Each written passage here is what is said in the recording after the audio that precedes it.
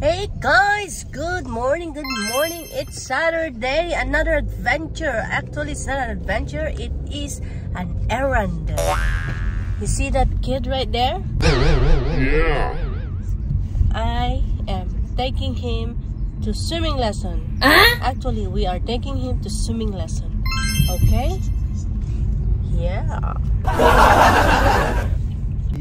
That's the place where my son is going to take his swimming lesson. So that's it. That's the life of Mommy Sonic. Ooh, what a beautiful weather we have today. And lakad-lakad pa more. It's a good exercise, guys.